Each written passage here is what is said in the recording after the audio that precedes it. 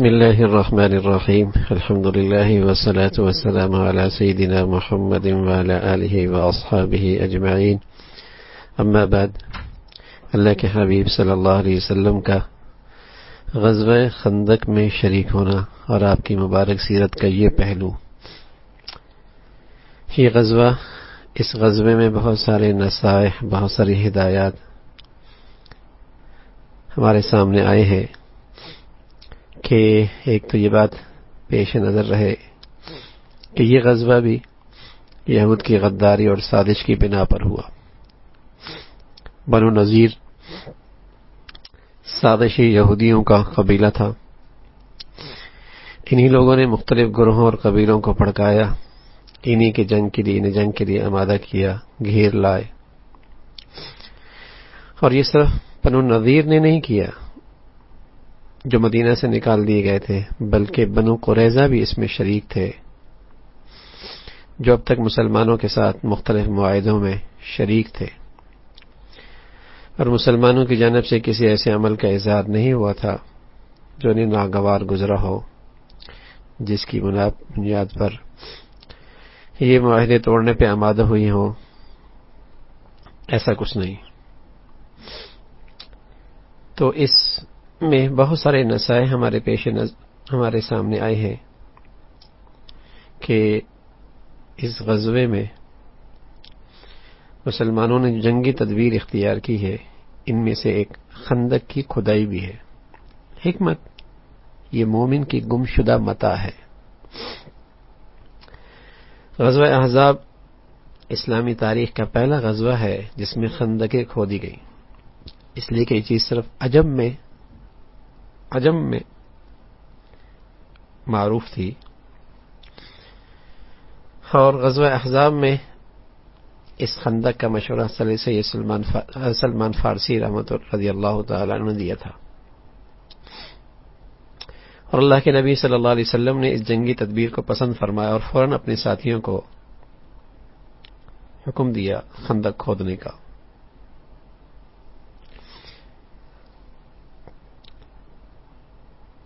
اسلامی شریعت جتنا اس چیز کو ناپسند کرتی ہے کہ مسلمان بغیر سمجھے بوجھے دوسروں کی پیروی اور تقلید کرے، اتنا ہی وہ یہ چاہتی ہے کہ مسلمانوں کو جہاں بھی کوئی خیر نظر آئے، جہاں بھی وہ اپنے اسے پائیں اختیار کرے۔ جہاں اسلامی شریعت اس چیز کو پسند نہیں کرتی کہ مسلمان بغیر سمجھے بوجھے دوسروں کی پیروی تقلید کرنے لگ جائے، وہاں اس کی یہ بھی تعلیم ہے جہاں کوئی خیر نظر آئے، جہاں بھی اسے پائے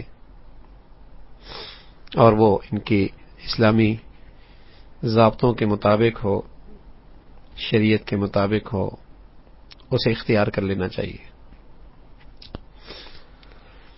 اور یہ طرز عمل جسے اللہ نے مسلمانوں کے لیے روا رکھا ہے، اس کا سرچشمہ انسان کی وہ عظمت اور شرف ہے جس کے ساتھ اس نے انسانوں کو تخلیق فرمائی۔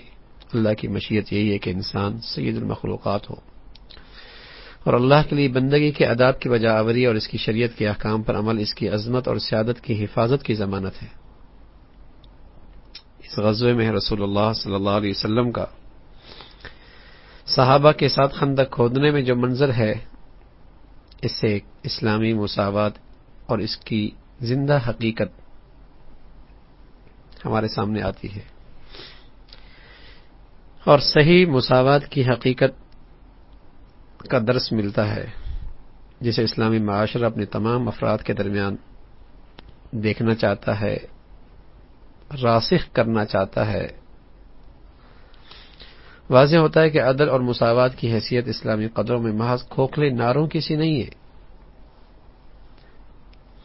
اور نہ ہی زرق برق امتیازی علامات کی سی ہے جس کی وجہ سے معاشرہ کا ظاہر خوشنما معلوم ہو، بلکہ عدل اور مساوات وہ حقیقی بنیاد ہے جس سے معاشرے کے ظاہر اور باطن دونوں میں اسلامی اقدار اور اسلامی اصول نظر آتے ہوں۔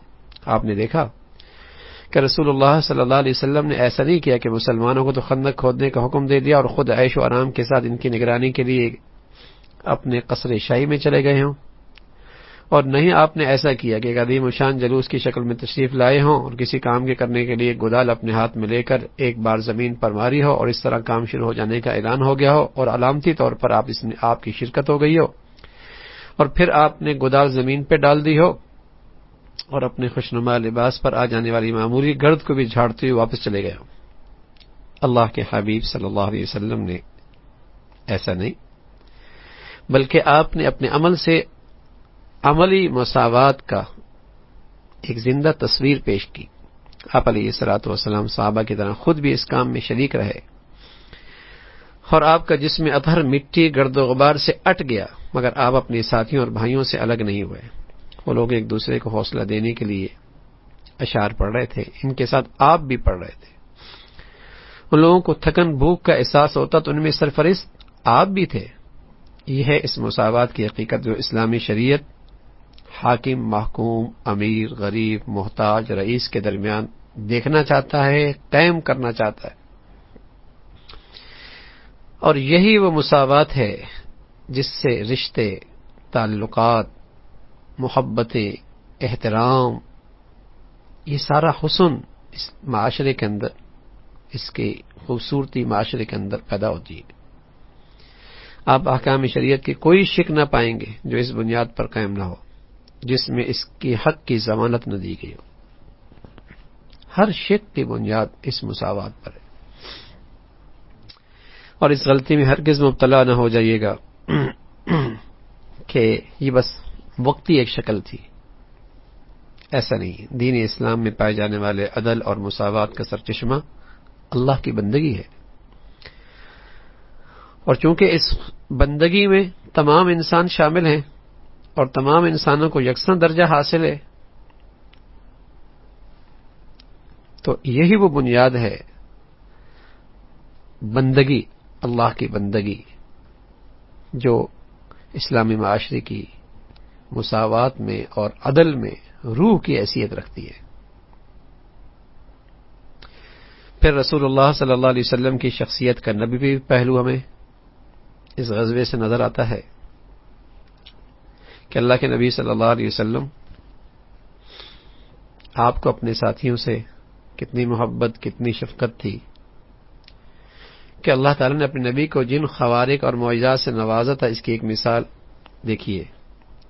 اس واقعے میں آپ علیہ الصلوۃ والسلام کی شخصیت کا نبوی پہلو سامنے آتا ہے کہ آپ صحابہ کے ساتھ خندق کھودنے کے ساتھ شدید بھوک برداشت کرتے ہیں، یہاں تک کہ خالی معدے کی وجہ سے ہونے والی تکلیف سے بچنے کے لیے پیٹ پر پتھر باندھتے ہیں۔ غور کرنے کا مقام ہے کہ اس قسم کی محنت، مشقت کو برداشت کرنے پر کس چیز نے آپ کو آمادہ کیا؟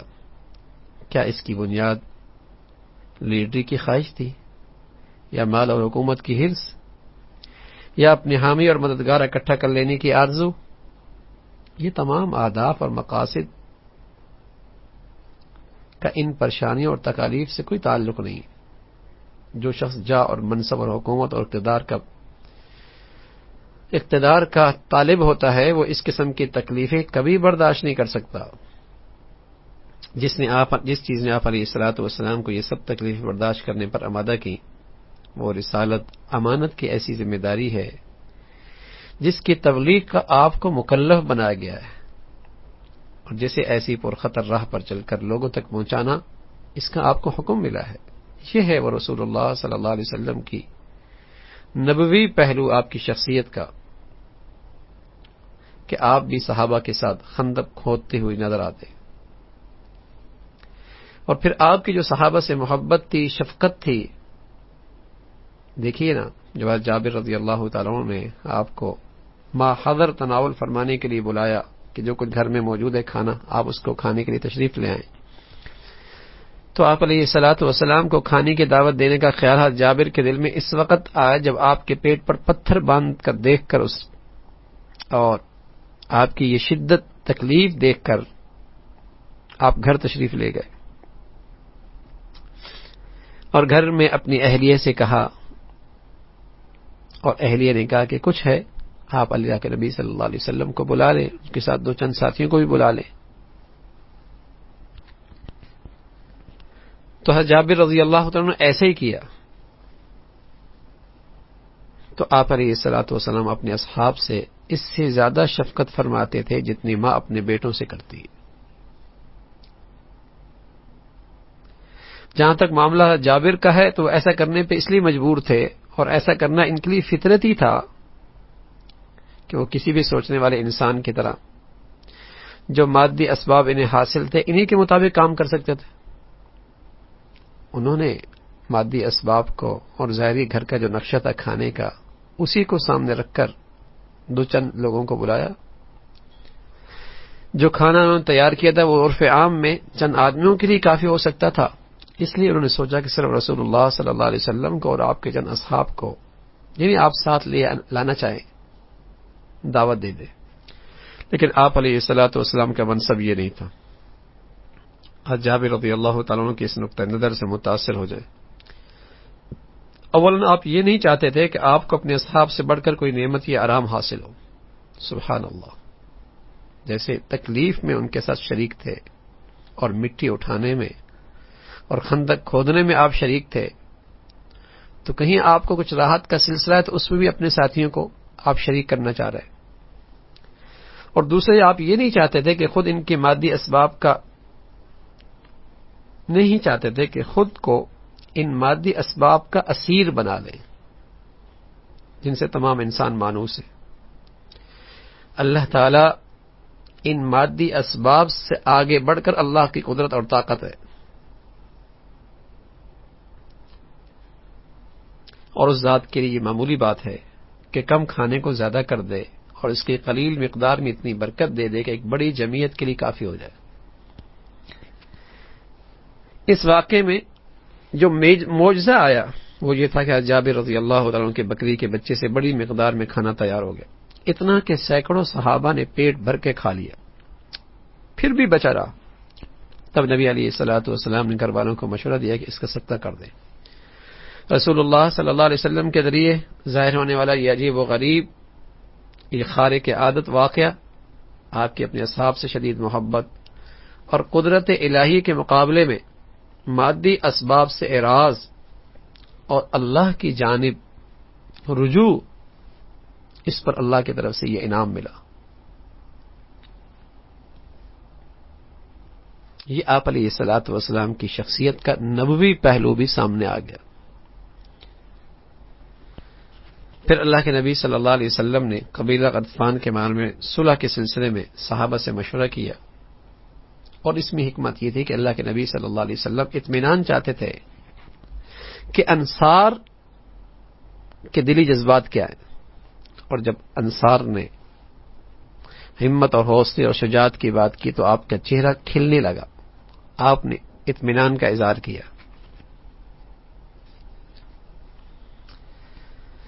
اور اس غزوے میں اللہ نے مسلمانوں کو فتح کیسے دی؟ ہم نے دیکھا کہ رسول اللہ صلی اللہ علیہ وسلم اور آپ کے اصحاب نے غزوہ بدر میں فتح اور کامرانی کے لیے جو طریقہ اختیار کیا تھا، ٹھیک وہی طریقہ انہوں نے خندق میں بھی اختیار کیا،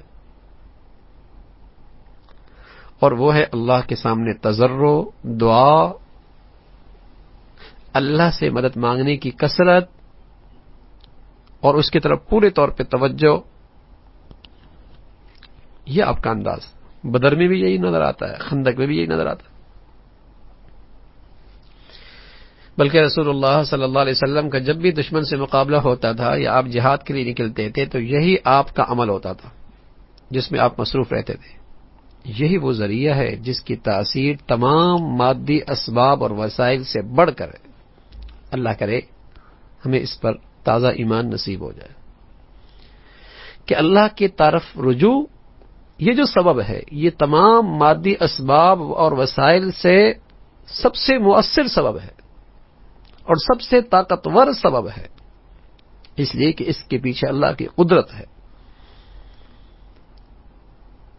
اور رسول اللہ صلی اللہ علیہ وسلم کی پوری زندگی کے نقشہ، اس میں یہ سب سے نمایاں چیز نظر آتی، اور یہی امت کے لیے بہت بڑا سبق ہے کہ مادی اسباب اختیار کیجئے، لیکن ایک اور سبب بھی تو ہے، دعا کا، تضرع کا، اللہ کے سامنے انکساری کا، گڑ گڑانے کا، دعاؤں کا، اس ذات کو اپنی طرف متوجہ کرنے کا۔ یہی وہ وسیلہ ہے جسے پوری توجہ سے اختیار کیے بغیر مسلمانوں کے حالات کبھی درست نہیں ہو سکتے. مسلمان کی مشکلات اور پریشانیاں اور آزمائشیں اور بگڑی ہوئی حالات، اس کی درستگی کا واحد راستہ جہاں مادی اسباب کو اختیار کرنا ہے، وہاں اللہ کی مدد اور نصرت کو ساتھ لینا ہے. مسلمانوں کی ثابت قدمی، صبر، استقلال، بارگاہ الہی میں دعا، مناجات. پھر کیا دیکھتے ہیں ہم؟ مشرکین اپنی کثرت کے باوجود شکست کھا جاتے ہیں، اور اللہ نے اس کیفیت کو اپنے قرآن میں بتلایا ہے، اور یہ اہل ایمان کے لیے نصیحت ہے، درس ہے، ہدایت ہے. یا ایھا الذین آمنوا اذکروا نعمت اللہ علیکم اذ جاءتکم جنود فارسلنا علیہم ریحا وجنودا لم تروها وکان اللہ بما تعملون بصیرا اذ جاءوکم من فوقکم ومن اسفل منکم واذ زاغت الابصار وبلغت القلوب الحناجر وتظنون باللہ الظنون. اے لوگو جو ایمان لائے ہو، یاد کرو اللہ کے احسان کو جو ابھی ابھی اس نے تم پر کیا ہے، جب لشکر تم پر چڑھائے اور ہم نے ان پر ایک سخت آندھی بھیجی اور ایسی فوجیں روانہ کی جو تم کو نظر نہ آتی تھی. سبحان اللہ، یہ کون سی فوجی تھی؟ یہ مسلمانوں کی وہ دعائیں تھیں، وہ تضرع تھا، وہ انکساری تھی، وہ اللہ سے دعائیں تھی جس پر اللہ کی طرف سے وہ فوجیں آئیں جو تمہیں نظر نہیں آ رہی. اللہ وہ سب کچھ دیکھ رہا تھا تم لوگ اس وقت جو کر رہے تھے، اور جب دشمن اوپر سے نیچے سے تم پر چڑھا ہے، جب خوف کے مارے آنکھیں پتھرا گئی، کلیجہ منہ کو آ گئے، اور تم اللہ کے بارے میں طرح طرح کے گمان کرنے لگے. وَرَدَّ اللَّهُ الَّذِينَ كَفَرُوا بِغَيْظِهِمْ لَمْ يَنَالُوا خَيْرًا وَكَفَى اللَّهُ الْمُؤْمِنِينَ الْقِتَالَ وَكَانَ اللَّهُ قَوِيًّا عَزِيزًا. اللہ نے کفار کا منہ پھیر دیا اور کوئی فائدہ حاصل کیے بغیر اپنی دل کی جنن لیے یوں ہی پلٹ گئے، اور مومنین کی طرف سے اللہ ہی لڑنے کے لیے کافی ہو گیا. اللہ اکبر. مومنین کی طرف سے اللہ ہی لڑنے کے لیے کافی ہو گیا. اللہ بڑی قوت والا، زبردست ہے. مسلمانوں کی طاقت کا، جس سے مسلمانوں کا پلڑا بھاری ہو جائے، وہ یہی تو ہے. ورنہ مادی اسباب و وسائل میں تو مسلمان کفر پہ کبھی غلبہ نہیں پا سکتا. اس کے پاس جو غلبے کی طاقت ہے وہ اللہ کی مدد اور نصرت کو ساتھ لینا ہے. غزوات میں یہ بات بار بار دہرائی گئی ہے. اس کا مطلب یہ نہیں ہے کہ مسلمانوں کو بغیر کسی تیاری اور منصوبہ بندی کے مارکے کے لیے جہاد پہ ابھارا گیا ہے، بلکہ صرف یہ وضاحت مقصود ہے کہ مسلمانوں کو یہ بات اچھی طرح جان لینی چاہیے کہ کامیابی کے مختلف اسباب میں سرفہرست صدق کے دل سے، پورے یقین سے اللہ کے سامنے ہاتھ پھیلانا اور اخلاص کے ساتھ اللہ کی بندگی کرنا ہے. اگر انہیں ذریعے حاصل نہ ہو، طاقت کے تمام وسائل انہیں کچھ فائدہ نہیں پہنچا سکتے. اور اگر مسلمانوں کے اعمال سے اس ذریعے کا اظہار ہوتا ہو تو معجزانہ طریقوں سے فتح و کامرانی کے حصول کا تذکرہ کرنے میں پھر کوئی حرج نہیں. پھر اللہ کا طرف سے معجزہ اور مدد اور نصرت کی شکلیں آئیں گی. دیکھیے نا، یہ زبردست آندھی کہاں سے آ گئی جس نے صرف مشرکین کے پڑاؤ کو تلپٹ کر کے رکھ دیا، اور مسلمانوں کو اپنی جانب کا بالکل احساس ہی نہیں ہوا. ایک خندق کے اس طرف ہیں، ایک خندق کے اس طرف ہیں. ان کی طرف وہ ہوا چل رہی ہے اور اس میں سکون ہے اور راحت ہے، اور ادھر ان کے خیمے اڑ گئے، ان کے دیگیں الٹ گئی. ایک طرف تو اس ہوا نے لوگوں کے دیچکیاں الٹ دی، خیمے اڑا دیے، میخیں اکھاڑ دی، ان کے دلوں پہ رعب ڈال دیا. اور دوسری طرف یہی ہوا ٹھنڈی، خنک، فرد بخش، کوئی اذیت مسلمانوں کو اس سے نہیں پہنچی. تو یہ ہے مسلمانوں کی وہ طاقت جس سے مسلمانوں کا ہمیشہ پلڑا بھاری رہ سکتا ہے. پھر اس غزوہ میں ہمیں ایک بات معلوم ہوئی کہ نبی علیہ الصلوۃ والسلام کی عصر کی نماز بہت زیادہ مصروفی کی وجہ سے چھوٹ گئی. تو پتہ چلا کہ چھوٹ جانے والی فرض نماز کی قضا واجب ہے۔ روایت میں ہے کہ اس موقع پہ حضرت صلی اللہ علیہ وسلم کی ایک سے زائد نمازیں چھوٹ گئی، انہیں آپ نے ان کا وقت نکال جانے کے بعد فرصت پانے پر اکٹھی پڑی۔ یہ اس کی مشروعیت کی کہ قضا نمازیں ضروری ہیں ایک اور دلیل بھی موجود ہے۔ نبی علیہ الصلوۃ والسلام نے غزوہ احزاب میں مدینہ سے واپس آنے کے بعد فرمایا سب لوگ عصر یا ظہر کی نماز بنو قریظہ میں پہنچ کر پڑھیں۔ بعض لوگ ابھی راستے میں تھے، نماز کا وقت ہو گیا، ان میں سے کچھ نے کہا کہ ہم وہاں پہنچ کر ہی نماز پڑھیں گے، بعض نے کہا نماز پڑھ کر پھر چلیں گے۔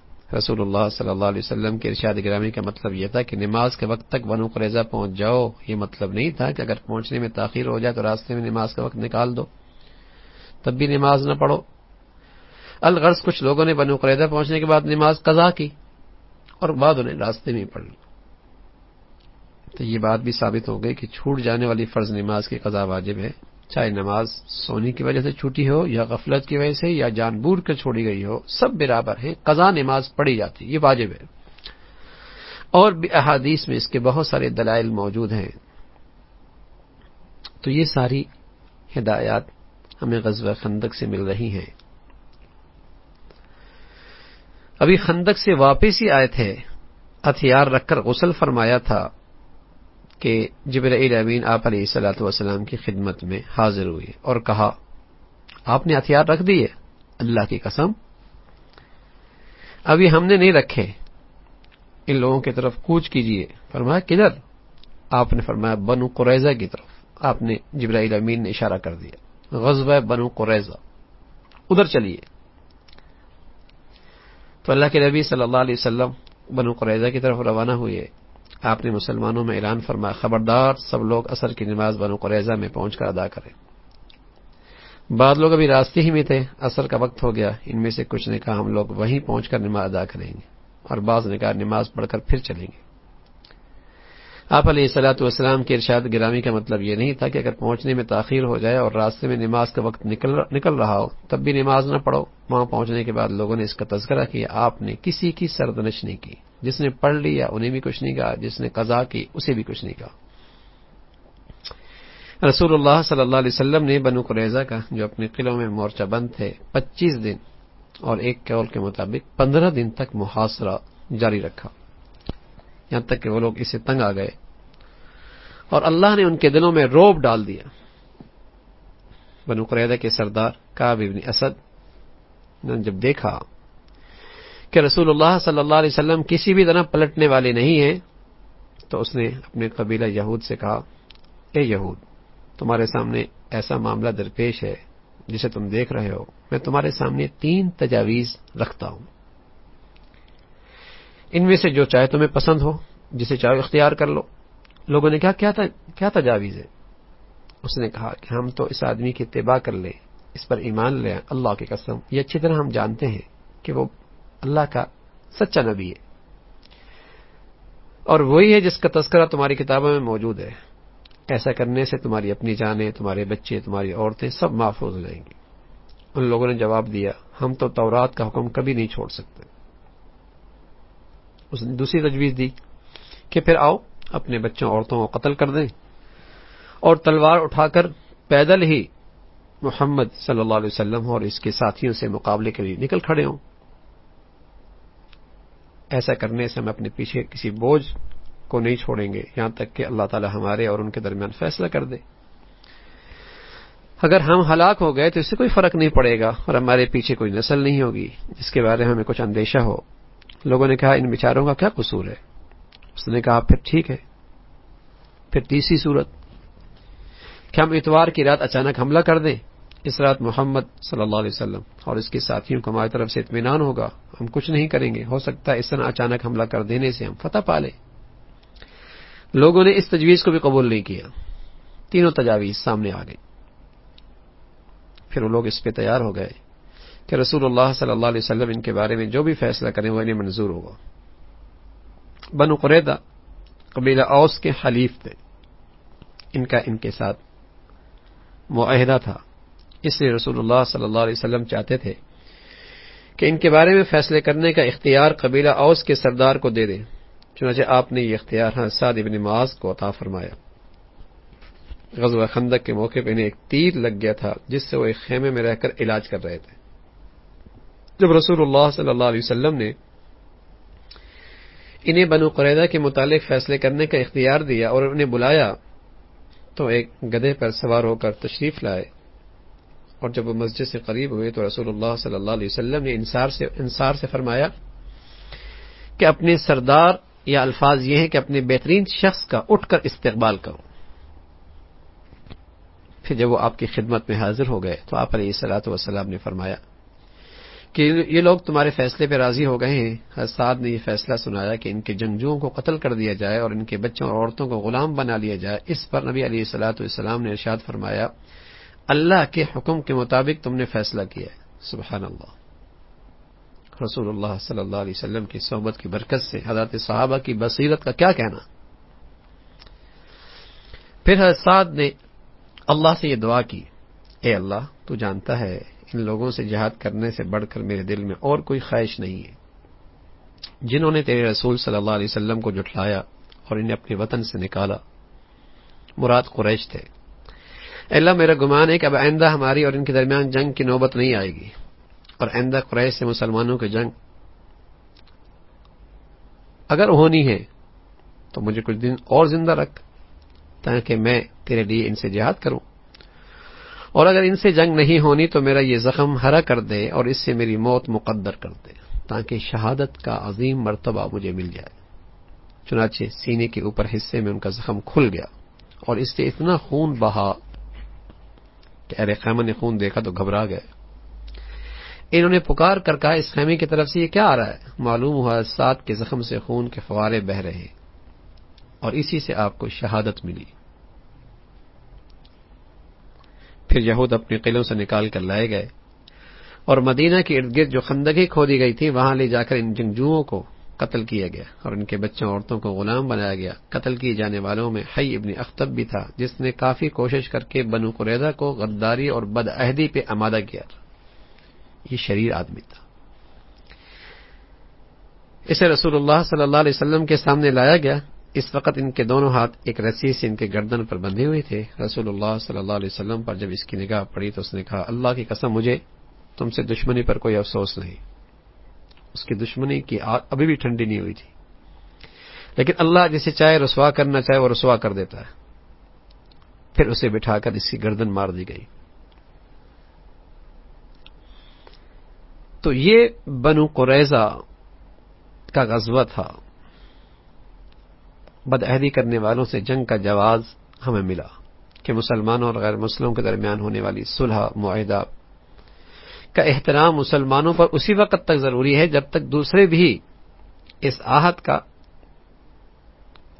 اور اس معاہدے کا پاس رکھیں، لیکن اگر وہ ایسا نہ کریں تو مسلمانوں کے لیے پھر ان سے جنگ جائز ہے، اگر مسلمان اسے مصلحت کے اور مصلحت اس میں سمجھے تو۔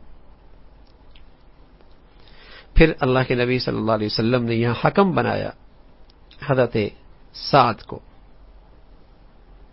تو اس سے بات معلوم ہوئی کہ مسلمانوں کے امور اور ان کے اہم معاملات میں کسی کو حکم بنانا اور اس سلسلے میں کسی مسلم اور عدل پرور اہل حکم کی طرف سے رجوع کرنا بالکل جائز ہے۔ خوارج کے علاوہ تمام علماء کا اس پر اتفاق ہے۔ خوارج نے حضرت علی رضی اللہ تعالیٰ عنہ کے کسی کو حکم بنانے کے فیصلے کو قبول نہیں کیا تھا، جبکہ حضرت علی رضی اللہ تعالیٰ عنہ نے ان پر حجت قائم کر دی تھی۔ اس سے یہ بھی معلوم ہوتا ہے کسی بستی یا قلعہ والوں کا اس بات پر مساعدت کر لینا جائز ہے کہ وہ ایک مسلم اور اہل اور امانت دار حکم کے فیصلے کو قبول کر لیں گے۔ تو جیسے رسول اللہ صلی اللہ علیہ وسلم کے اس عمل سے ہمیں یہ درس بھی ملا۔ پھر یہود کو نظر آیا کہ یہود کو حضور علیہ الصلوۃ والسلام کی نبوت کا یقین تھا، جیسے کعب کے باتوں سے بات واضح ہو گئی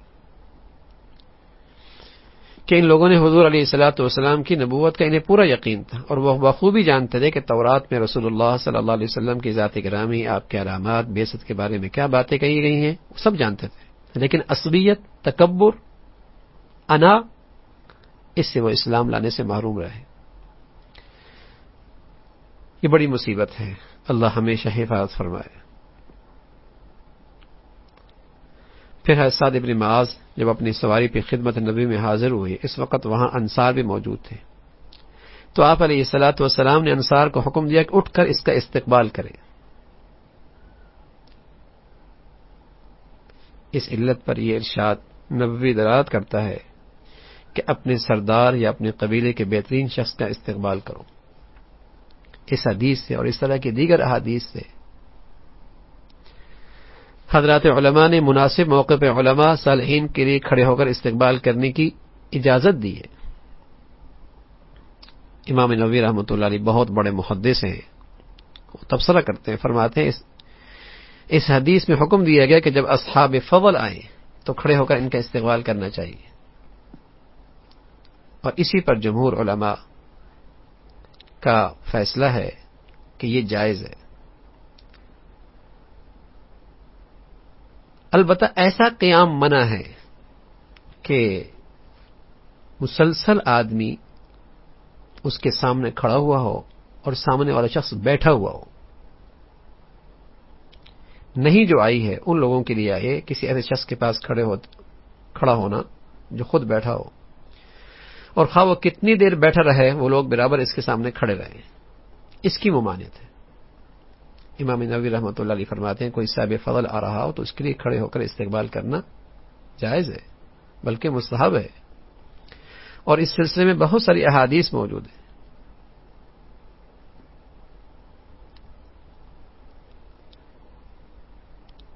حضرت کعب فرمانے لگے کہ غزوہ تبوک میں پیچھے رہ جانے کا واقعہ خود فرماتے ہیں کہ میں رسول اللہ صلی اللہ علیہ وسلم کی خدمت میں حاضر ہونے کے ارادے سے گھر سے روانہ ہوا، راستے میں لوگوں نے جماعت در جماعت مجھ سے ملاقات کی اور مجھے قبولیت توبہ کی مبارکباد دے رہے تھے، کہتے ہیں مبارک ہو مبارک ہو، اللہ نے تمہاری توبہ قبول کر لی۔ یہاں تک میں مسجد نبی پہنچ گیا، وہاں اللہ کے رسول صلی اللہ علیہ وسلم تشریف فرما تھے اور آپ کے گرد صحابہ بیٹھے ہوئے تھے۔ مجھے دیکھتے ہی طلحہ بن عبید اللہ دوڑتی ہوئی آئے اور مجھ سے مصافحہ کیا، مبارکباد دی۔ اللہ کی قسم ان کے علاوہ مہاجرین میں سے کوئی شخص کھڑا نہیں ہوا۔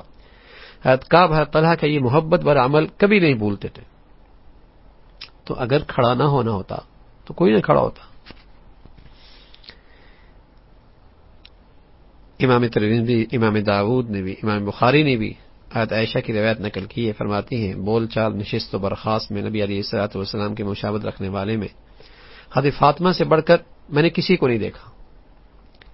نبی علیہ الصلوۃ والسلام جب نبی انہیں دیکھتے تو خوش آمدید کہتے، پھر کھڑے ہو کر ان کا بوسہ لیتے اور پھر ہاتھ پکڑ کر انہیں اپنی جگہ پر بٹھاتے، حضرت فاطمہ کے لیے، اپنی بیٹی کے لیے۔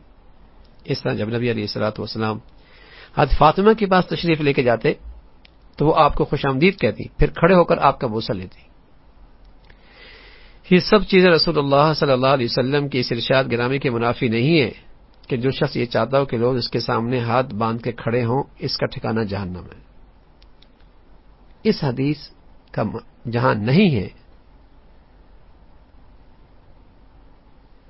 اور جہاں جو ہم پیچھے گزر رہے ہیں، دونوں کا مدلول یا یوں کہیے کہ دونوں کا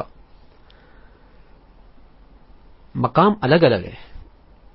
جہاں اللہ کے نبی صلی اللہ علیہ وسلم نے کھڑے ہونے سے منع فرمایا، وہ منع اس کی مقام اور ہے، اور وہ یہ ہے کہ جو شخص یہ چاہتا ہو کہ لوگ اس کے سامنے ہاتھ باندھے کھڑے ہوں، اس کا ٹھکانہ جاننا۔ اس میں اس بات کی ممانعت نہیں ہے کوئی آدمی علماء کا، صلحاء کا، صاحب فضل کا کھڑے ہو کے استقبال کرے، اس میں اس کی ممانعت نہیں، اس لیے کہ اصحاب فضل کے کرام، احترام، عزت، توقیر کی مشروعیت کا مطلب یہ نہیں کہ وہ لوگ اس کے لیے کوشش کرتے ہیں یا ایسا پسند کرتے ہیں، بلکہ صالحین اور اصحاب فضل کی نمایاں ترین صفت یہ ہوتی ہے کہ وہ اپنے بھائیوں کے لیے متواضع ہوتے ہیں۔ اگر ان کے اندر یہ چاہت ہے کہ لوگ ہمارے لیے کھڑے ہو جائیں تو پھر کھڑا ہونا منع ہے، لیکن اصحاب فضل ہوتی وہ ہیں، با کمال لوگ ہوتی وہ ہیں جن کے اندر تواضع ہوتی ہے، اور انہیں اس چیز کی طلب نہیں ہوتی.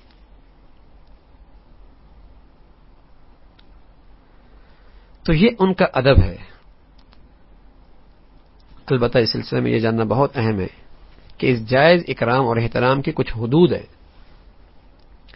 اگر اس کی رعایت نہ کی جائے تو یہ فعل غلط ہو جاتا ہے، حرام ہو جاتا ہے، اور اس کے گناہ اور اسے کرنے والا اور اس پر خاموش رہنے والا دونوں اس گناہ میں شریک ہوتے ہیں.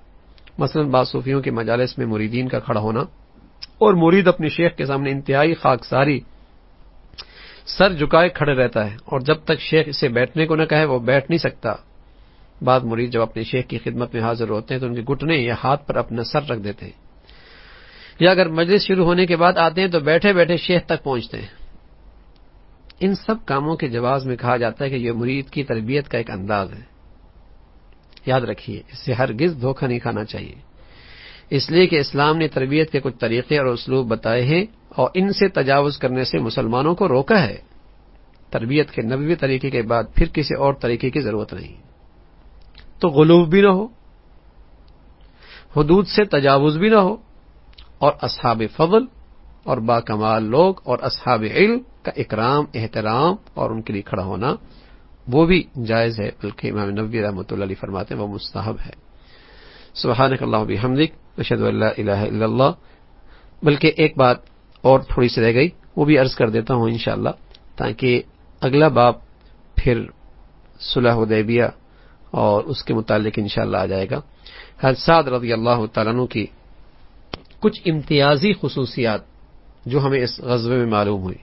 حضرت سعد رضی اللہ تعالیٰ عنہ جنہیں اللہ کے نبی صلی اللہ علیہ وسلم نے یہ اختیار دیا تھا کہ وہ بنو قریظہ کے بارے میں جو فیصلہ کریں گے انہیں اختیار ہے،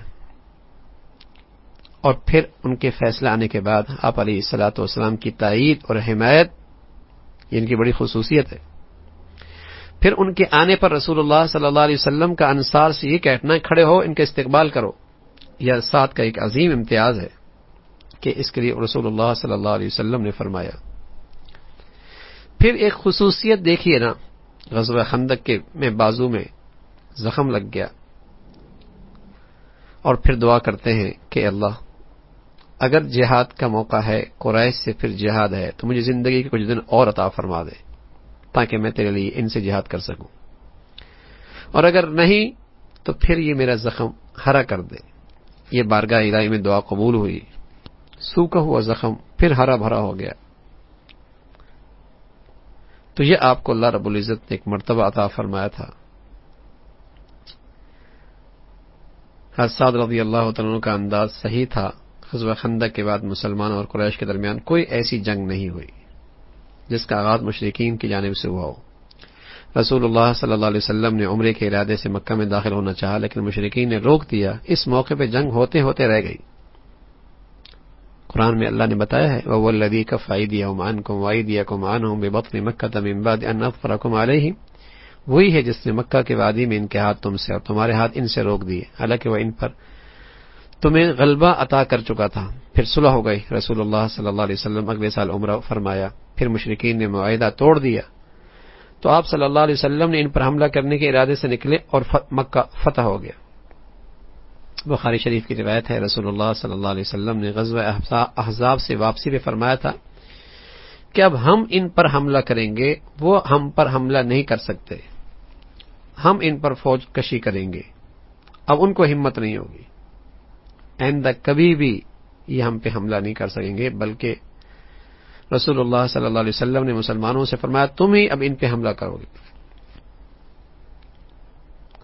تو یہ حادثات کی پھر یہ دعا، پھر اللہ رب العزت نے یہ دعا قبول فرمائی اور انہیں شہادت کا بلند مرتبہ عطا فرمایا. سبحانک اللہم وبحمدک نشہد ان لا الہ الا اللہ نستغفرک